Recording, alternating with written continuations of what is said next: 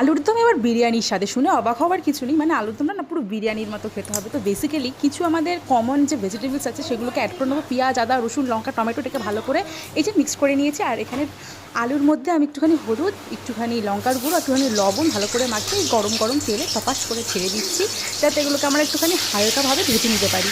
তো ভাজা এখানে ডান হয়ে গেলে এখানে আমি একটা বাটির মধ্যে তুলে নেবো। আচ্ছা, তুমি তো প্রিয় মানুষের মন কারা কারা জয় করতে চাও বলো তো? যারা যারা জয় করতে চাও না প্রিয় মানুষের মন, তারা অবশ্যই এই রান্নাটা রেসিপিটা একবার হলেও ট্রাই করবে। আর এখানে আমি কাঁচড়া দেখাচ্ছি, প্লিজ ডোন্ট ইগনোর করো তোমরা। আর এখানে আমার ভাজাটা প্রায় অলমোস্ট হয়ে গেছে।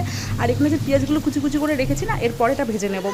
আর এটা টক দই রয়েছে, টক দইয়ের মধ্যে কেওড়ার জল, গোলাপ জল, মিঠা আতর, একটুখানি লবণ দিয়ে আমি এটাকে ভালো করে মিক্স করে রেখে দিয়েছিলাম। আর এখানে ফোড়নে দিয়ে দিলাম তেজপাতা, শুকনো লঙ্কা, আর দিয়ে দেবো হচ্ছে শাহি গরম মশলার গুঁড়ো। আমার কাছে দারচিনি আর এলাচ ছিল না, কারণ আমার মা না এলাচ খেতে প্রচণ্ড পরিমাণে ভালোবাসে, আর ঘরে আমাদের কোনো এলাচ থাকে না, আনার সাথে সাথে শেষ হয়ে যায়। তো আমি এই জন্য এটাকে রেমে ম্যানেজ করলাম। আর এখানে পেঁয়াজ যে আছে এটাকে আমি এখন হালকা করে ব্রাউন কালার মতো ভেজে নেবো, হালকা করে না, ডিপ করে ব্রাউন কালার একদম ভেজে নেবো। ভেজে নিলেই আমার এখানে প্রসেসটা ডান হয়ে যাবে। এরপর আমার যে মশলাটা আমি আগে থেকেই বেটে রেখে দিয়েছিলাম মিক্সিতে, সেটা এখানে আস্তে আস্তে আমি দিয়ে দেবো। তার আগে আলুর একটু বদনটা দেখে নিন, আমি কীরকমভাবে আলুটাকে ফ্রাই করে নিয়েছি ভালো মতো করে। এরবারে যে এই মশলাটা দেখতে পাচ্ছ অনেকটা তৈরি করেছি মশলাটা, এটা আমি আস্তে আস্তে কড়াইয়ের মধ্যে দিয়ে দেবো। ও, আমি এখানে কেওড়ার জল অ্যাড করেছিলাম, এটার মধ্যেও আমি কেওড়ার জল, দেখো তোমাদেরকে আমি ভালো মতো দেখিয়ে দিচ্ছি, 1 চিপি কেওড়ার জল, দইতেও অ্যাড করেছি, এটাতেও অ্যাড করেছি। আর এখানে গোলাপ জল, দইটা দেখাইনি কিন্তু এটাতে দেখিয়ে নিচ্ছি, যাতে তোমাদের কোনো প্রবলেম না হয় কতটা কী পরিমাণে দিতে হবে। আর আমি পরে না আস্তে আস্তে টেস্ট করে তারপরে অতটা লাগবে অতটাও অ্যাড করেছিলাম। এখানে দেখো এটা হচ্ছে মিঠা আতর, মিঠা আতরটা আমি এই চিপিটার মধ্যে অল্প একটু নিয়ে জাস্ট ফ্লেভারের জন্য দিয়ে দিতে হবে, বেশি দিলে কিন্তু একদমই চলবে না। আর এই টক দইটা যেটার মধ্যে আমি মিশিয়ে রেখেছিলাম অলরেডি, সেটা ওটার মধ্যে দিয়ে ভালো মতো করে আমি এটাকে ফেটিয়ে নেব। সত্যি বলছি, তোমরা জাস্ট একবার হলেও এটাকে বানিয়ে দেখো। পরোটা, ফ্রাইড রাইস, পোলাও, রুটি, ভাত সব কিছুর সাথে জাস্ট অসাম লাগবে। আর বিয়েবাড়ির স্টাইলের মতো অনেকটা খেতে হয়েছে।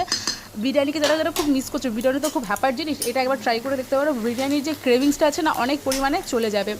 যারা একা একা থাকছো, ব্যাচেলার রয়েছে, তারাও এটা বানাতে পারো, খুবই অসাধারণ স্বাদের হয়।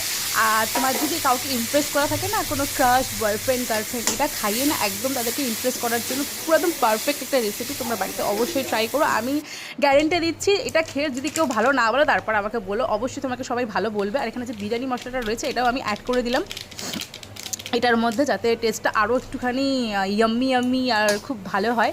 আর সত্যিই খুব ভালো হয়েছিল, বাড়িতে সবাইকে যখন খাইয়েছিলাম সবাই বলেছিল জাস্ট অসাম হয়েছে খেতে।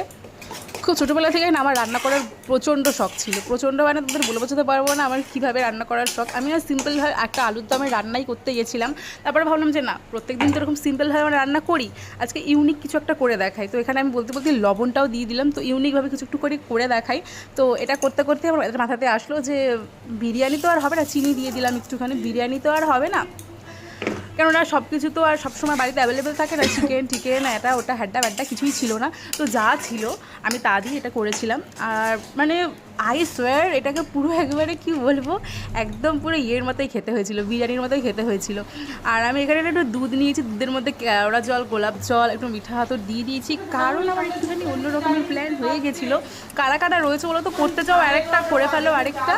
তো আমি এখানে ভাবলাম যে বিরিয়ানিটাই করে নিই, আলু বিরিয়ানি, কিছু নেই তো কী হয়েছে, আলু বিরিয়ানি তো হয়েই যাবে।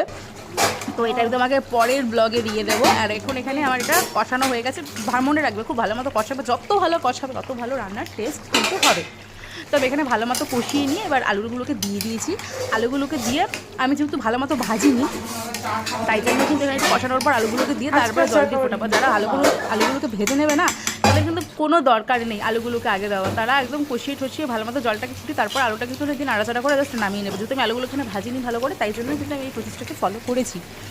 তো এই যে এখানে আমি আলুটাকে দিয়ে ভালো মতো এখন কষি, একটুখানি জল দিয়ে দেবো। তো জলটাকে দিয়ে যেই ফুটে আসবে, তো আমার এই আলুর দম বিরিয়ানি মাখামাখি রান্নার রেসিপি তৈরি।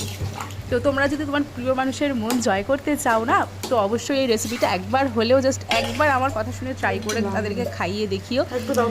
যারা তোমার বদনাম করে তারা আরও হিংসা করবে, সুনাম তো করবেই অবশ্যই, কিন্তু হিংসা করবে, এত ভালো রান্না কী করে পারে একজন করতে, এটা খালি সবাই ভাববে। তো আমি এখানে আর একটু পেঁয়াজ রেখেছিলাম এই বেরেস্তা করার জন্য। তো চলো টাটা।